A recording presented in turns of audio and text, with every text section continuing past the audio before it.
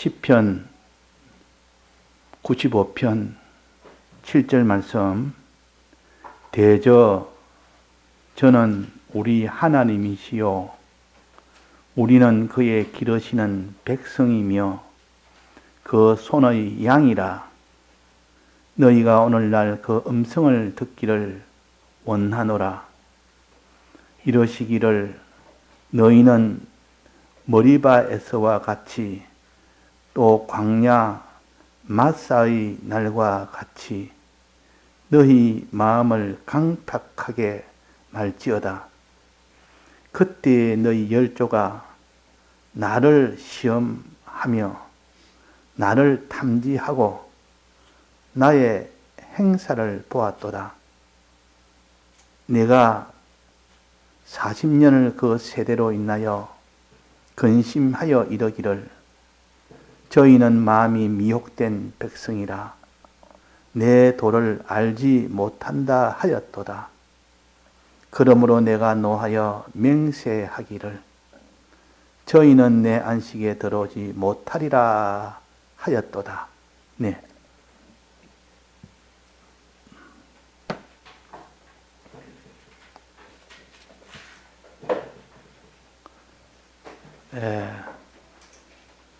우리는 하나님의 기르신 백성이라 그랬습니다.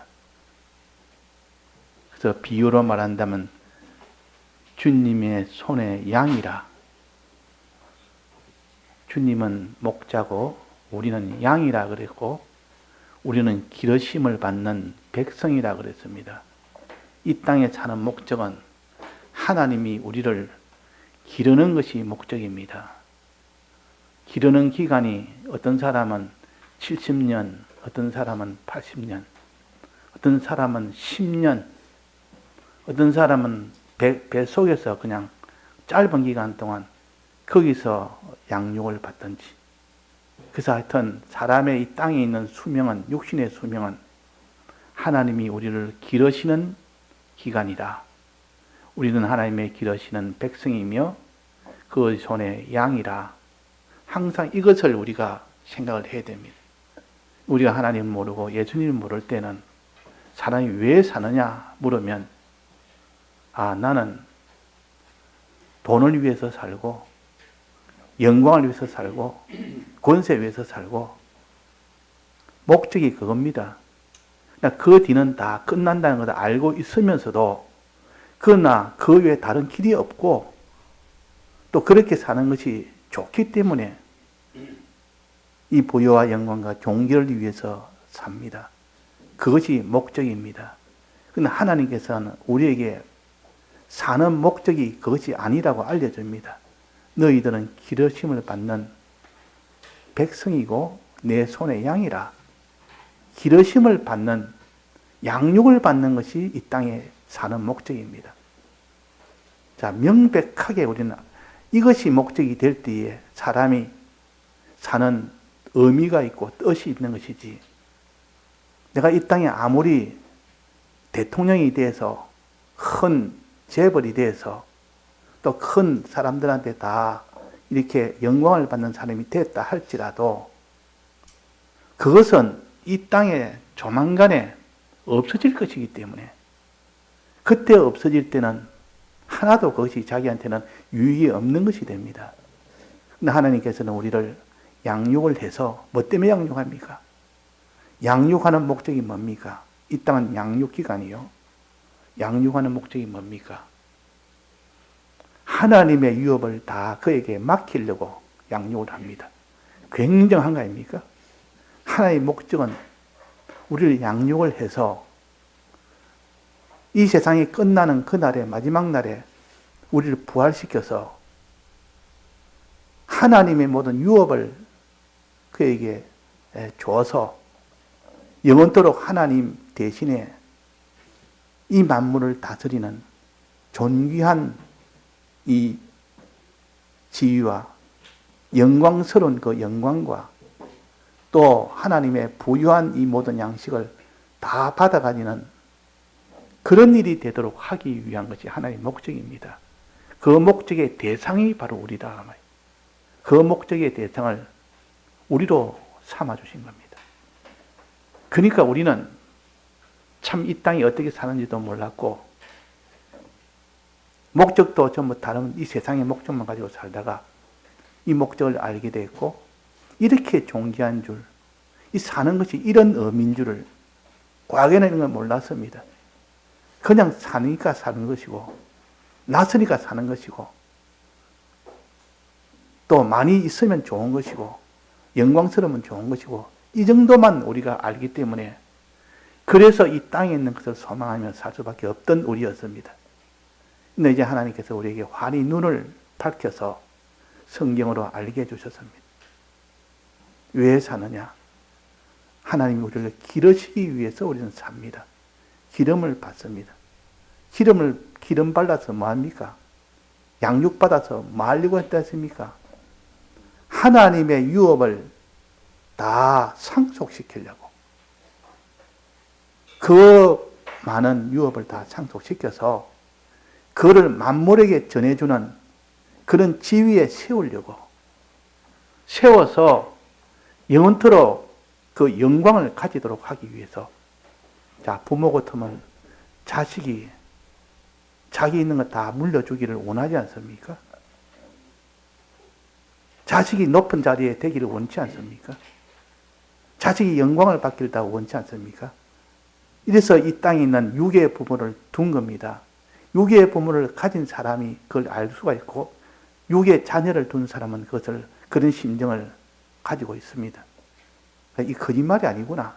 하나님 이런 것은 거짓말이 아니구나. 사람도 다 육으로 본다면 자식에게 다 물려주기를 원하고 자식도 부모한테 다 물려받기를 원하는 그것이 이 땅에 있는 하나님의 역사 아닌가. 그러니까 이것이 영적으로 본다면 하나님도 우리와 똑같아. 우리는 하나님의 형상대로 지음을 받았기 때문에 육적으로의 모든 심령이 하나님은 영적으로 모두 우리를 사랑하시고 영적으로 모두 다 대우하시고 주는 것도 마지막 이 모든 신령한 것으로 다 주는 것이고 다만 사람은 육적으로 하는데 육적으로 하는 이치나 영적으로 하는 이치는 똑같은데 하나는 육적이고 하나는 영적이 그 차이뿐이다 그 말이에요. 그러니까 이 자연 계시를 우리가 보면서 이 성령의 신령한 도리를 깨달으면 그 사람은 바로 깨달을 수가 있습니다. 하나님의 사랑이라 그러니까 어떤 데는 아버지의 사랑, 부모의 사랑을 비유를 했고 어떤 데는 남편과 아내의 그 부부의 사랑을 비유를 했고 이래서 하나님이 우리를 어떻게 사랑하는지를 남편과 아내의 그 사랑을 통하여 우리를 어떻게 사랑하는지를 우리가 감을 잡을 수가 있고 부모가 우리를 어떻게 사랑하는지를 알므로 하나님이 우리를 어떻게 사랑하는지를 감을 잡을 수가 있습니다. 이 자연계시를 통해서 이 성경의 말씀을 깨달아 나가는 우리가 되어야 되겠습니다. 우리는 그 손의 향이라. 우리는 그에게 기르심을 받는 백성이라. 하나님은 이 백성에게 그의 양에게 이제 기르시는 겁니다. 자, 기르시는 장소는 어디입니까? 어디서 기릅니까? 이 세상이라는 세상에서 기릅니다. 하늘나라는 우리를 기르는 곳이 아니고 하늘나라는 유업을 다 줘서 가지고 길러진 것을 가지고 사용하는 곳이 하늘나라요. 이 세상은 기르는 곳입니다. 뭐 어떻게 기릅니까? 하나님의 형상으로 기릅니다. 하나님처럼 만드는 그 기르는 그것이 양육이라. 이 양육입니다. 즉 하나님은 거룩하신 하나님이기 때문에 우리가 거룩하게 되는 것. 하나님은 의로우신 하나님이기 때문에 우리가 의롭게 되는 것. 하나님은 선하신 하나님이기 때문에 우리가 선하게 되는 것.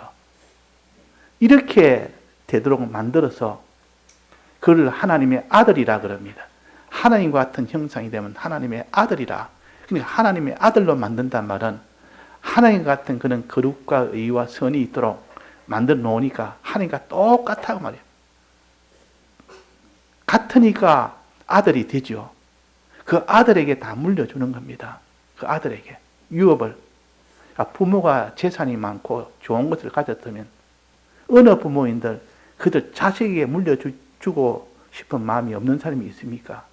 내가 세상을 떠나면 이거 다 내 것이 아닌데 남의 것이 되는데 누구한테 물려주겠습니까? 자식한테 물려주기를 원치 않습니까?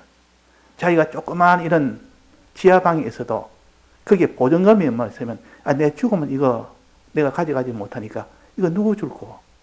내 자식한테 줘야지. 남은 자식이 그래도 어렵기 때문에 이거라도 가지면 조금 편하지 않겠느냐.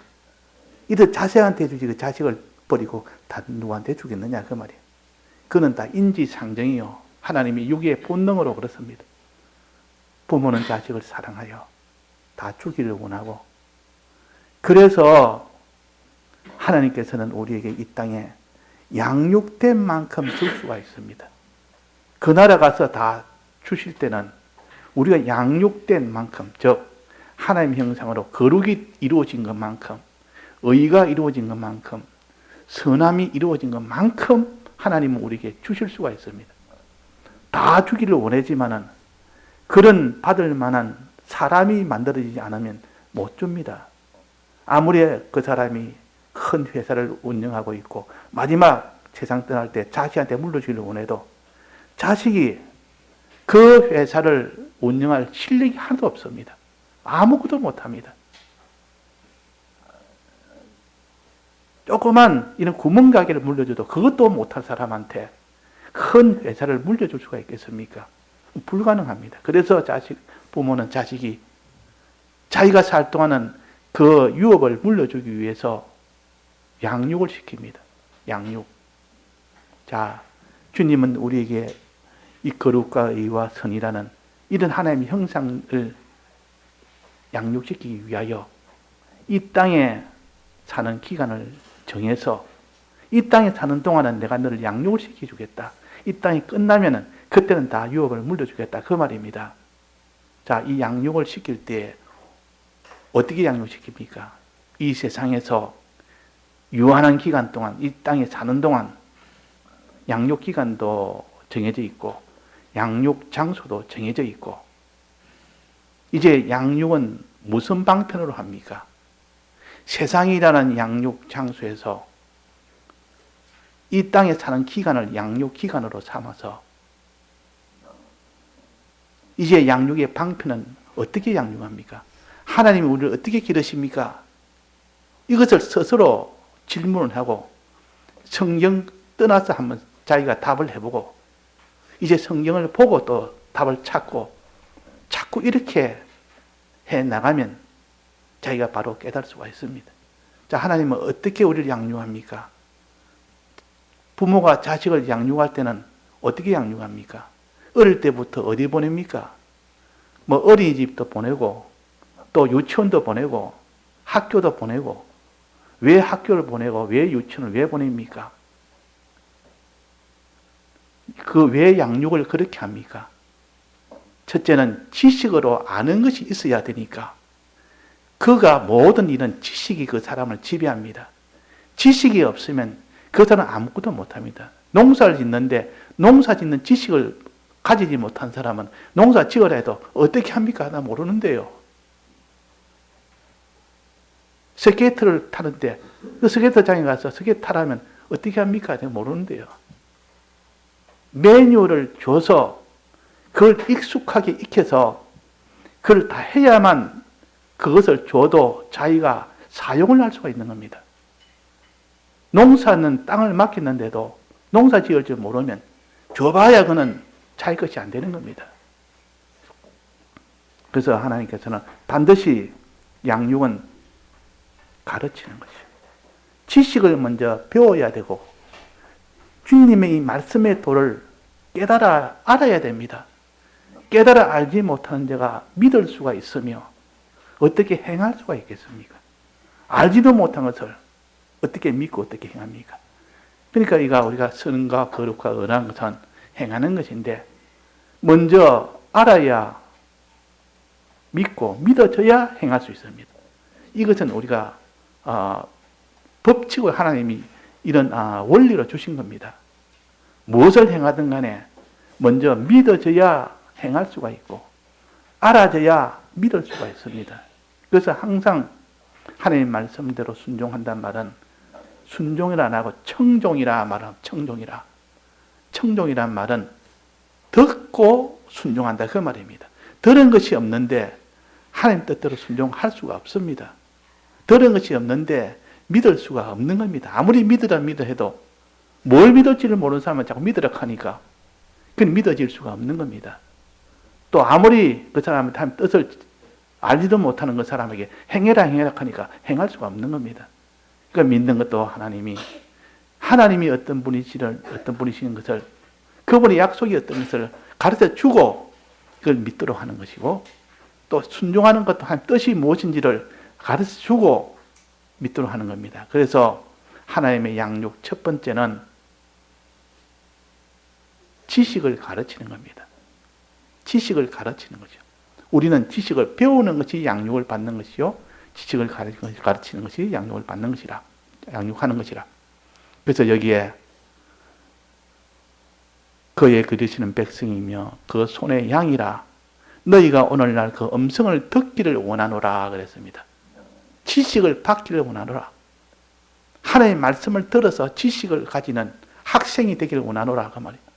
학교 가서 오늘 뭐 배웠노 이라니까 그냥 놀았습니다.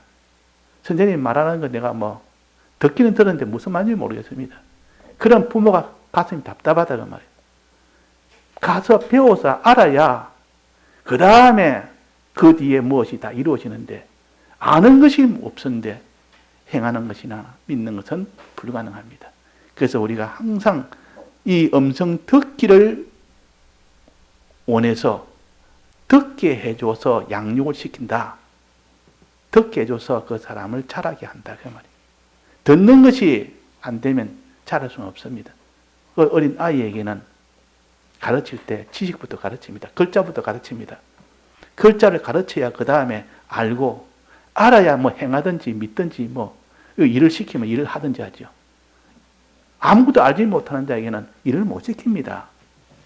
그래서 먼저 지식을 알도록 하는 것이요. 하나님 말씀을 듣도록 하는 것이요. 이것을 자꾸 연습을 시키는 겁니다. 이것을 양육을 시키는 겁니다.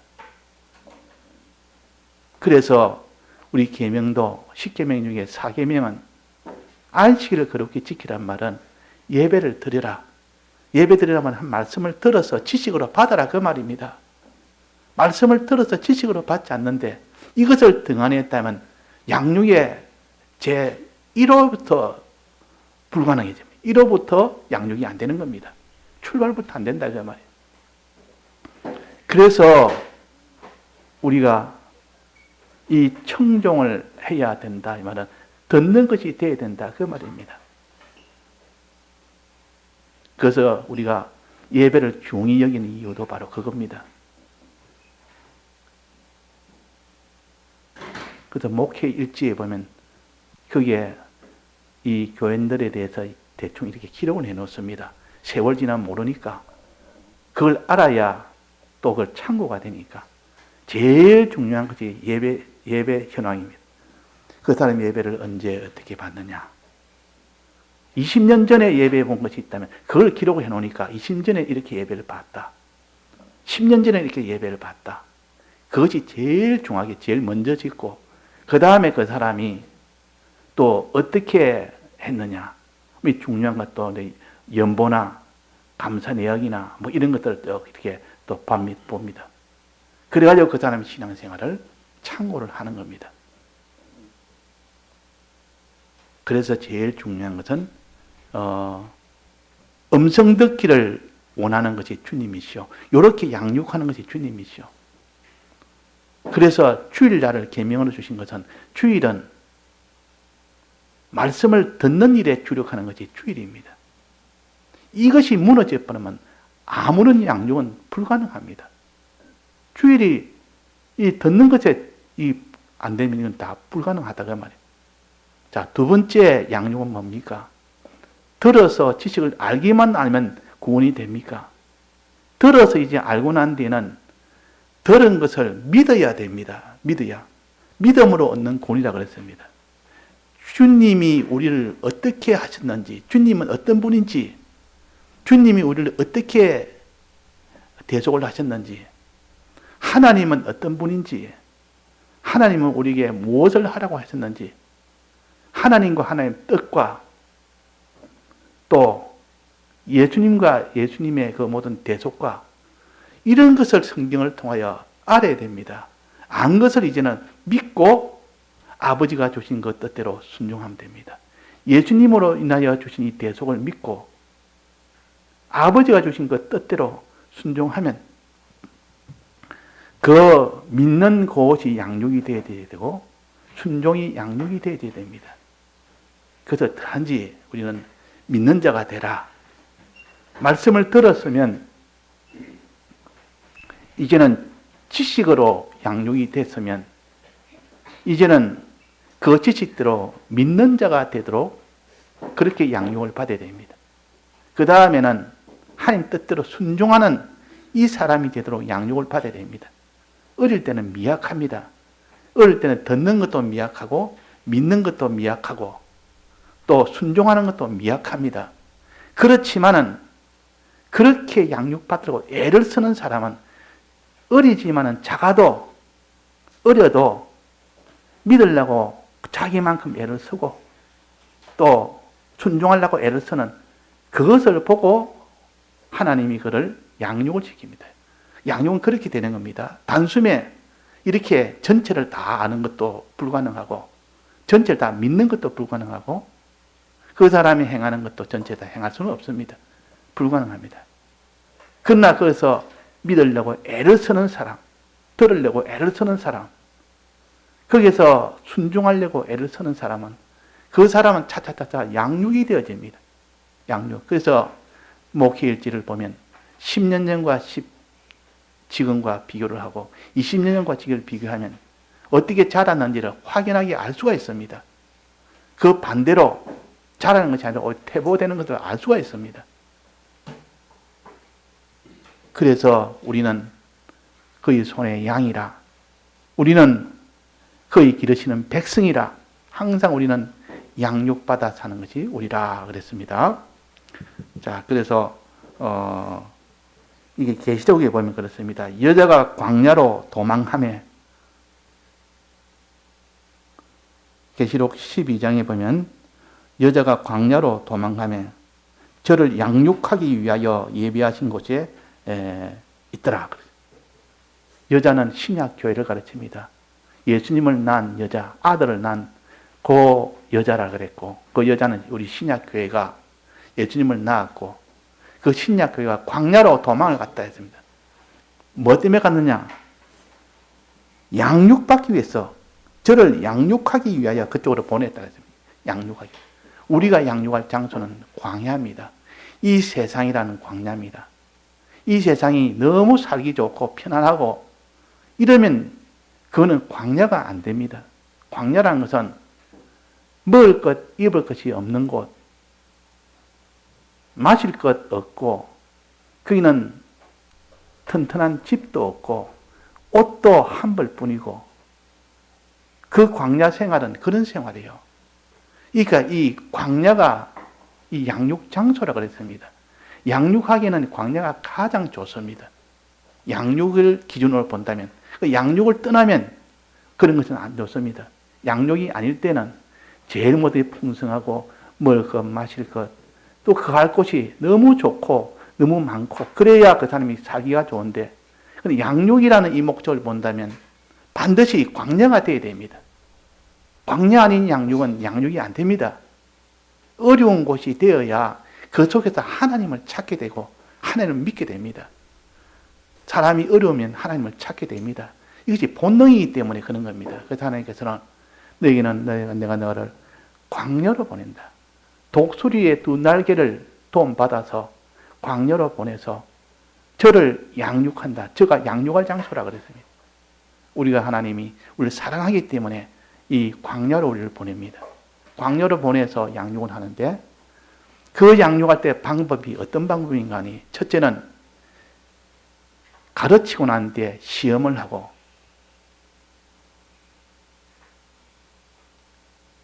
가르치고 난 뒤에 시험을 합니다. 시험 없이 가르치면 어떻습니까? 내가 잘 배웠는지 안 배웠는지도 모릅니다. 아는지도 모르는지도 모릅니다. 내가 지금 믿는지 안 믿는지도 모릅니다. 내가 지금 순종할 수 있는지도 없는지도 모릅니다. 그러나 시험을 딱 쳐보면 내가 지금 배운다고 배웠고 해도 믿고 행하는지 보자. 정말 아는지 모르는지 보자. 시험을 딱 쳐보면 알 수가 있습니다. 그 시험의 목적은, 가장 외부에 나타나는 시험의 목적은 그 사람의 형편을 아는 겁니다. 지금 어느 정도인지 그를 파악하기 위해서 시험을 칩니다. 딱 시험 치면 몇 점이 나옵니다. 이 몇 점이다. 채점 해보면 몇 점이다. 시험 안 치면 다 똑같습니다. 왜? 시험이 안 쳤으니까. 다 똑같이 배우니까 다 똑같이 아는 같이 보여도 시험을 치보면 이 사람은 수다, 우다, 미다 다 나오지 않습니까? 채점하면 점수가 나옵니다. 그러면 내가 아는 정도는 이 정도다. 내가 믿는 정도는 이 정도다. 내가 행하는 정도는 이 정도다. 알 수가 있습니다. 그래서 시험의 목적은 우리의 양육받은 정도를 알도록 하기 위한 것이 첫째 목적이에요. 알도록 하는 것. 자, 알면 내가 아주 성적이 우수하게 시험 치는 결과가 나왔습니다. 그러면 내가 지금 많이 양육이 됐네. 더욱더 열심히 하자. 이렇게 양육이 된 걸 보니 기분이 너무 좋고 앞으로 더 이렇게 열심히 해서 계속 열심히 해서 이렇게 양육이 더욱더 되도록 하자. 이렇게 되도록 하기 위해서 시험을 치는 것이고, 또 그 다음에는 시험 쳐보니까 완전 형편없다고 말이에요. 아는 것도 믿는 것도 행하는 것도 형편없는 그 현실에서 그렇게 턱 하나님 시험을 해버립니다. 그 어려움 속에서 시험을 치니까, 그 시험을 하니까 그러니까 내가 이거 큰일 났네. 나는 참 믿는 줄 알았더니 믿는 게 아니네. 내가 정말로 아는 줄 알았더니 아는 게 아니네. 내가 정말 순종한 줄 알았더니 순종하는 것이 아니네. 현실에서 드러나는 겁니다. 시험 치보면 그냥 환히 드러납니다. 그 진가가 드러나고 그 정도가 드러나는 겁니다. 드러났을 때 그 사람이 드러나는 것을 보면서 거기서 도전을 받고 힘을 얻고 이거 내가 다시 이제는 더욱더 열심히 해서 더 좋은 점수가 돼야 되겠다. 내가 점수가 형편없이 내니까 다시 분발해서 내가 고쳐야 되겠다. 이런 행동을 고쳐야 되겠다. 이런 자세는 고쳐야 되겠다. 이렇게 해서 그 사람이 자꾸 길러집니다. 그게 양육이 되는 겁니다. 양육.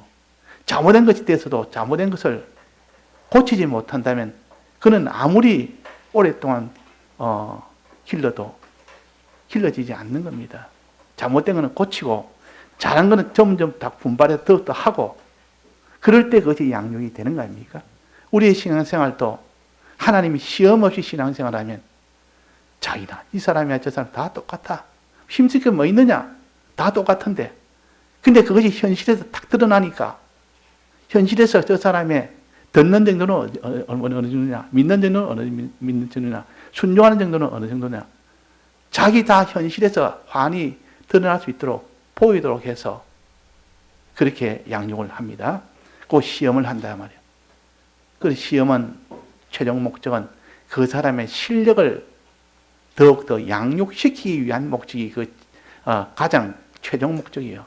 그러나 외부 목적은 지금 현재 실력이 어느 정도인지 파악하는 것은 껍데기 목적이에요. 파악이 되고 나면 그 사람의 실력이 없으면 다시 주님 앞에 회개하여 나아가는 이 사람이 되고 실력이 높아지면 이것을 유지하기 위해서는 더욱더 힘을 쓰지 않으면 이 실력을 유지를 못하니까 거기에 더욱더 힘을 쓰고 그렇게 되기 때문에 그런 겁니다. 그래서 이 시험이라는 것은 되게 중요합니다. 근데 하나님 우리를 시험한다. 시험한다. 신명기 8장 2절에 보면 나옵니다. 내 하나님 여호와께서 이 40년 동안에 너를 광야의 길을 걷게 하신 것을 기억하라. 광야의 길을 걷게 하신 것을. 40년 동안 광야는 왜 그렇게 광야를 걸었습니까? 40년 동안 시험을 양육하기 위해서 시험을 한 겁니다. 하나님이 이런 어려움도 줘보고 물이 없는 그런 형편도 줘보고 양식이 없는 그런 형편도 줘보고 이런 대적이 전쟁이 있는 그런 형편도 줘보고 또 거기에 이 대적이 너무 강해서 도무지 이거는 내가 안 되겠다. 하나님 왜 나를 이쪽으로 인도했습니까? 원망할 수 있을 만한 그런 형편도 줘보고, 그럴 때 그 사람이 어떻게 하느냐. 자, 그 시험을 통해서 자기가 어떤 사람인 줄 알게 되고, 회개할 사람은 회개하고, 고칠 사람은 고치고, 또 그 사람이 거기서 분발할 건 또 분발해 나가는 이 사람이 되게 하는 하나님의 사랑의 역사요. 광야로 보내는 사랑의 역사요. 우리가 이 땅의 어려움 속에 처하게 된 것은 하나님의 사랑의 역사라는 것을 우리 이거는 잃으면 안 됩니다. 이것을 오해하면 안 됩니다. 그래서 이스라엘 백성이 얼마나 원망을 했습니까? 이스라엘 백성이 원망한 횟수가 얼마나 많은지, 애굽에서 나오기 전에 이 모세가 애굽 백성에게 하나님이 우리를 인도하러 이 애굽을 나와서 가나안 땅을 향하여 광야를 지나면 가나안 땅에 들어갈 수 있단다. 거기서 우리의 나라를 건설할 수 있다. 그러니까 우리 나가자. 그러니까 그들이 예 하겠습니다. 예, 우리도 따라 나서겠습니다. 했습니다. 그래서 바로왕한테 가서 이제 이들의 모든 사역을, 이들이 지금 제사 지내러 이 애굽을 잠시 나가야 되는데, 이러니까 이것들이 지금 배가 불러서 지금 하는 말이다. 이래가 더욱더 큰 이런 노역을 하도록 짐을 더 얹어버립니다. 그런데 편해서 이런 소리 한다 이래가지고 이전보다 더 어렵게 이렇게 하니까 이 백성들이 얼마나 또 원망을 했는지. 당신이 괜히 말해가지고 우리가 더 고생만 하지. 애굽에서 나가서 광야로 지나서 가나안 땅 간 좋지만은 그러나 그로 인하여 우리가 더욱더 지금 고난을 받는다. 그래서 원망을 했단 말이에요. 모세를 원망했고 하나님 원망했습니다. 자, 이 원망의 첫 번째입니다. 이 첫 번째 원망은 한 번으로 끝나는 게 아니라 그 뒤에 또 하나님이 시험해 보니까 이제 홍해바다 앞에서 또 원망하기 시작합니다. 하나님 내보내줘. 10가지 재앙을 통해서 하나님이 이제는 애굽을 나가도록 해주는 큰 은혜를 베풀었는데, 홍해바다 앞에서 거기서 홍해바다가 막혔지. 뒤에는 그들이 추격해 오지. 또 하나님이 원망하기 시작하고, 또 거기에 모세를 원망하는 이런 원망병이 거기서 또 나옵니다. 자, 하나님이 이제 너가 믿는지 보자. 이제 너가 순종한지 보자 했더니만 거기서 또 순종도 못하고, 거기서 또 감사도 못하고, 원망만 하지 순종을 못했습니다. 자, 두 번째입니다. 자, 요렇게 두 번째에서 이제 홍해바다를 지납니다. 지나서 이제는 애굽,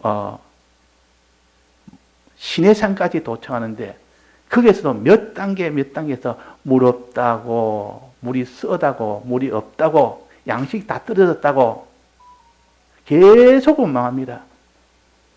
또 시내산에서 또 거기서 원망해가지고 또 거기서 금송아지 만드는 그런 일까지 했죠. 또 이제는 가나안 땅을 출발하는, 시내산에서 가나안 땅을 출발하는 그 과정에서 또 원망이 또 시작됩니다. 그래가지고 원망이 어디까지 됐는가 하니 하나님 말씀하시기로 가데스 바네아라고 거기에 도착했는데, 그는 가나안 땅 들어가는 입구입니다. 이제는 그걸로 들어가면 됩니다. 들어가면 전부 자기 땅이 되도록 하나님이 약속을 한 겁니다. 자기 땅이 되도록 했는데 하나님이 이제는 거기서 정탐꾼을 보내는 그 일이 있었고, 정탐꾼이 돌아와서 40일 동안 탐지하고 돌아왔습니다. 돌아와서 그들이 말하기로 저들은 너무 강하다. 우리는 너무 약하다. 우리는 그에 비하면, 저들에 비하면 우리는 메뚜기와 같아. 우리 다 죽었다. 싸우면 다 죽는다. 이젠 들어가면 다 죽는데 왜 우리가 들어가야 되느냐? 차라리 애굽 땅에 내버려두지 왜 가나안 땅에 들어가서 다 죽도록 만드냐? 우리 자식들, 아내들 다 사로잡히도록 왜 이렇게 만드느냐? 그렇게 그들이 하나님께 원망하고 모세에게도 원망했습니다. 거기서 극에 달했습니다. 이 원망이, 거기에서는 최고도로 원망이 커졌습니다. 어느 정도인지 하면, 그렇게 원망하다가 나중에는, 야, 이래 안 되겠다. 우리 돌아가자. 이제 돌아가자. 하나님이 어떻게 해서 빼내왔는데, 돌아가자 그럽니다. 우리가 장관을 세워서, 이제 모세도 필요 없다. 이제 장관을 세워서 돌아가자. 그러면서 이제 돌을 들고 여호수아와 모세와 아론을 치려고 이제는 돌을 들고 치기 시작합니다. 죽이려고 했단 말이에요. 그러니까 하나님이 그때 나타나서 하나님이 회막문 앞에 있던 것들이 하나님이 나타나서 저들 다 중단을 다 시키고 모세에게 모세야 이 정도 되었으면 내가 저들 전멸시키면 안 되겠느냐? 내가 지금 전염병을 가지고 저들에게 줘서 전멸을 시키겠다 그랬습니다. 얼마나 하나님께서 진노했었는지. 자, 전멸지향은 전염병입니다. 전염병이 온다면 예외가 없습니다. 다 죽습니다. 어른들이 죄를 지어가지고 지금 이렇게 강박해도 자식들까지 다 죽는 겁니다. 그러니까 그게 전멸이랍니다. 어른이 죄를 지어도 그 어린 자식들은 죄가 없어도 어린 자식들까지 다 죽는 것이 전멸지향이요. 하나님이 봐라. 내가 이렇게 진노했다. 내가 전멸시키겠다. 너희들이 다 죄를 지어도 어린아이까지도 어린아이 죄를 지지 않아도 저들도 내 자녀를 내 눈에서 아픈 그런 멸망하는 것을 봐라고 내가 전멸시키겠다. 전염병을 보내겠다 그랬단 말이에요. 그래서 그냥 있으면 바로 전염병이 옵니다. 다 죽습니다. 지금까지 원망해도 그 정도 원망은 아니었는데 하나님 앞에 대범죄였고 그래서 전염병이 오기 직전에 모세가 거기서 엎드려서 하나님이여 용서해 주옵소서 살려 주옵소서. 저들이 다 죽는 일이 된다면 하나님을 이 모든 이스라엘 백성이 다른 이 이방인들이 보기에 하나님 능력이 없어서 가나안 땅으로 데려간다고 데려놓고 능력이 안 되니까 이스라엘 백성을 다 죽였다고 하지 않겠습니까? 하나님이요. 하나님의 모든 영광이 가려워지지 않겠습니까? 첫째 그렇게 말했고 그 다음에는 하나님이요. 저 어린 자식들을 저들이 뭐 죄가 있겠습니까? 용서해 줬어.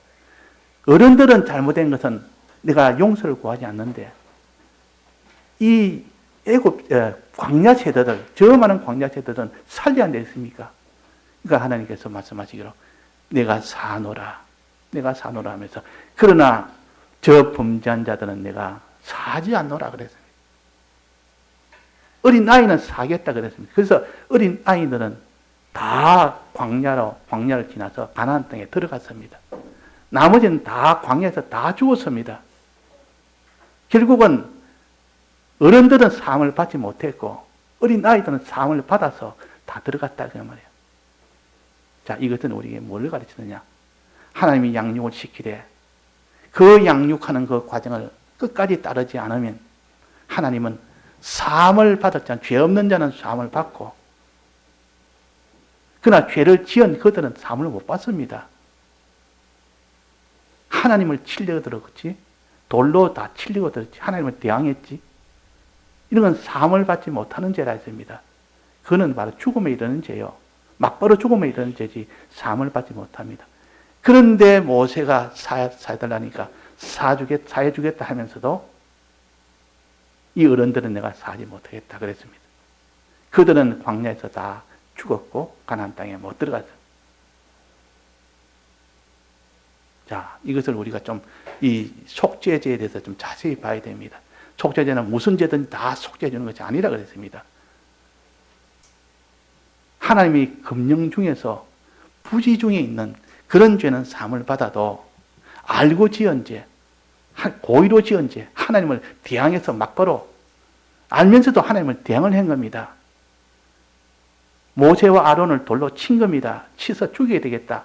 돌아가자. 하나님이 이렇게 보냈지만 우리는 장관을 세워서 돌아가자. 완전 하나님과 1대1로 1대 대적이 돼서 그렇게 됐습니다. 양육하고자 길렀더니 하나님을 대적한 자가 되었으니까 그건 사함이 없는 자가 돼요. 그래서 광야에서 다 죽고 그런 어린 자녀들은 그들은 원래 죄 하나 지으면 전체가 다 죄가 되기 때문에 다 죽게 됩니다. 하나님이 긍휼이 없으면 다 죽게 되는데 하나님께서 긍휼을 베풀어서 어린 자식들은 비록 죄 중에 다 들어있지만은 그들은 죽지 않도록 사해 주었다. 사해 주었다. 자, 그래서 하나님은 양육을 어떻게 시키느냐? 시험을 함으로써 항상 네가 믿느냐 보자. 이런 형편을 줘놓고 네가 이겨서 믿느냐 행하느냐 보자. 정말 믿는지 안 믿는지, 행하는지 안 믿는지 내가 보느라 그랬습니다. 신명기 8장 2절에 보면 이런 말씀이 있습니다. 너를 낮추시면 너를 시험하사 내 마음이 어떠한지, 어떻게 시험하냐? 내 마음이 어떠한지, 즉 내 마음 믿는지 안 믿는지 그 말입니다. 또 그 명령을 지키는지 아니 지키는지 알려하려 하심이라.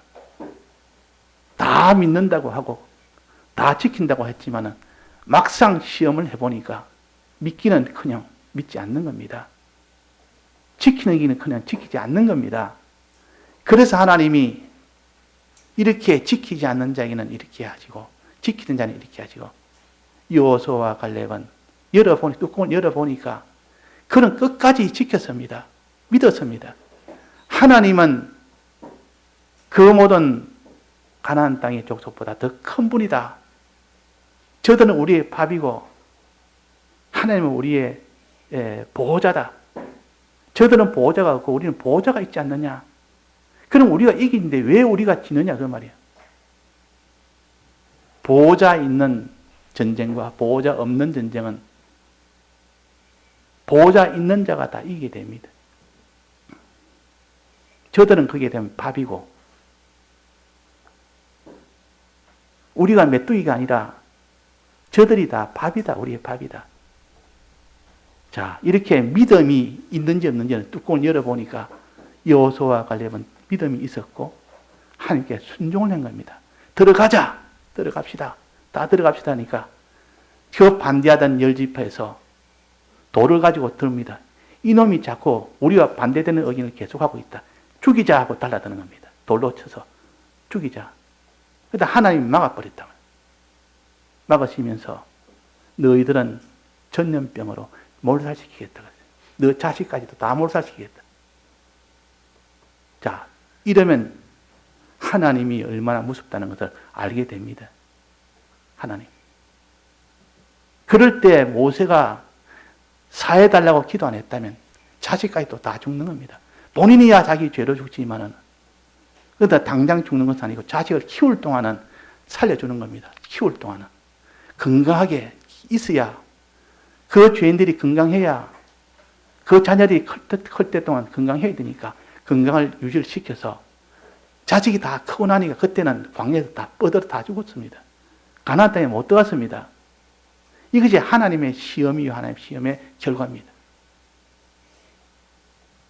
자, 그래서 하나님이 시험을 하시고 그래도 강팍하게 회개 안 한 사람이 있습니다. 그렇게까지 해도 강팍하게 회개하는 사람. 그럼 하나님이 어떻게 양육하십니까? 그럴 때는 징계를 하신다. 징계로 양육을 하신다. 징계로.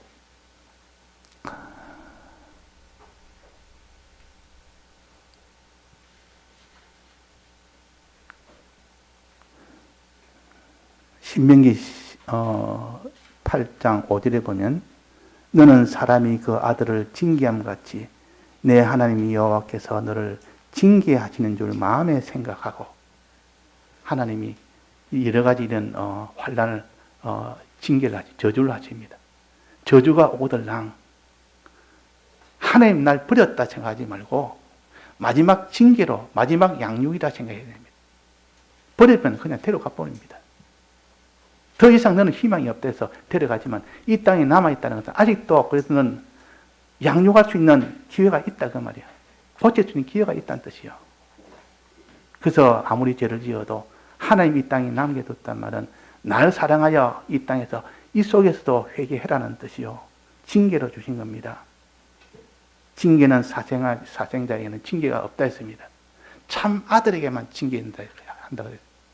참 아들에게만.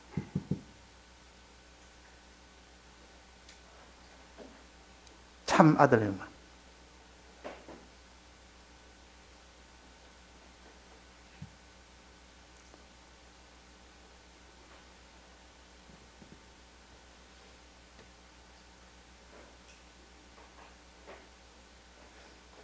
징계는 다 받는 것이거늘 너희에게 없으면 사생자요 참 아들이 아니니라. 징계는 회초리입니다. 사랑하는 자에게 때리는 회초리입니다. 그런데 사생자는 징계가 없습니다. 그냥 막바로 이 땅에 잘못하면 일이 점점 잘 되도록 해줍니다. 점점 잘 되도록. 왜? 회초리 때릴 필요가 없으니까. 사랑하지 않으니까 회초리 안 때리는 겁니다. 죄 지으면 너 더 잘 되라, 잘 되라. 죄 더 짓고 넌 잘 살아라. 그럽니다. 그러면 그것이 저주 중에 저주죠. 심판 중에 심판이요. 그것이 미움의 미움 중에 미움이에요. 그러나 징계는 회초리인데 사랑하는 자에게 주는 회초리야. 징계 받거들랑 하나님 날 이렇게 또 양육을 시키구나. 이렇게 지금 날 양육을 시키기 위해서 징계를 주시지. 회초리를 대시지. 이렇게 해서 회개하고 나오는 이 사람을 되게 하기 위해 최후 마지막에 회초리를 대는 겁니다. 부모가 자식을 기를 때 최후 마지막에 회초리 되는 거 아닙니까? 뭐 조금 잘못한다고 회초리 되는 부모가 없습니다. 왜? 마음이 아프니까. 회초리 될 때 부모의 마음은 더 아프다 그 말이에요. 그러나 내버려두면 이제 절벽으로 기어가서 불 속으로 기어 들어가서 죽게 됐을 때는 그때는 사랑하기 때문에 회초리 되는 겁니다. 그런 차원의 징계입니다. 이 회초리요. 잠언 13장 24절에는 초달을 참아 못하는 자는 그 자식을 미워함이라. 초달을 하면 징계를 가르치고 회초리를 가르칩니다. 회초리를 못 대는 부모, 그 자식을 미워하는 것이라 그 말이에요. 왜? 잘못된 것을 도무지 못 고치고 아무래도 안 고치기는 그럴 때는 회초리 대더라도 고쳐서 그 사람, 그 아이를 잘 되도록 해주는 것이 그게 참 사랑하는 것이라. 그래서 하나님께서 시험으로 우리를 양육하고 강팍하고 이렇게 참 목이 곧은 백성은 마지막은 징계로 이렇게 양육을 합니다. 징계도 사랑이요. 여러 가지 이런 시험의 환난도 사랑이라. 우리 사랑이라는 것을 우리는 믿어야 됩니다. 우리 현실에서는 이런 징계도 있고 이런 시험도 있고 광야 같은 시험도 있고 있지만 원망부터 하지 말고. 그래서 제가 오늘 문제를 하나 내겠습니다. 집에 가서 좀 한번 풀어보십시오. 민수기 14장에 보면 거기 보면 정탐꾼을 보냈는데 그래서 그 정탐꾼들이 다 하나님을 거역하고 이렇게 하니까 내가 다 죽이겠다 하면서 하는 말이 저들은 내가 이같이 애굽에서 광야에서 나올 때부터 이적을 보고도 10번이나 나를 시험했다. 내 목소리를 청종치 않았다. 10번이나. 그러니까 이 민수기 14장에 있는 정탐꾼 사건 이전에 10번이나 시험하고 10번이나 청종치 않았다. 죄를 지었다. 그 말이에요. 이 10번인지 아닌지 한번 찾아봅시다. 정말 10번인지. 출애굽에서부터 민수기 신명기까지 다 찾아보면 나옵니다. 그러니까 이 출애굽한 그때부터 시작해서 가데스 바리아라는 정탐꾼 보내는 사건 이전까지는 10번이나 하나님을 시험했고 또 하나님께 범죄했다, 청종치 않았다 했습니다. 10번인지 아닌지 사건 하나하나를 한번 손 짚어가면서 한번 공부하면 그 재미있습니다. 이게 내가 양성원 과제로 된 문제입니다. 이게. 하나님을 마지막까지 몇 번이나 이렇게 하나님을 원망하며 범죄했느냐 하는 이것을 하나하나를 조사해서 그것을 가지고 그 성구까지 성구 몇 장 몇 절까지 해서 그렇게 제출하는 겁니다. 자, 이런 거를 우리가 하면서 하면은 굉장히 자기가 성경을 집중적으로 볼 수 있는 계기가 됩니다. 이런 거 하나라도 각자 해보시고 한번 비교를 해봅시다. 다음 주에. 하나님께서는 우리를 기르시는데 반드시 이 세상이란 한 토막 중에만 기릅니다.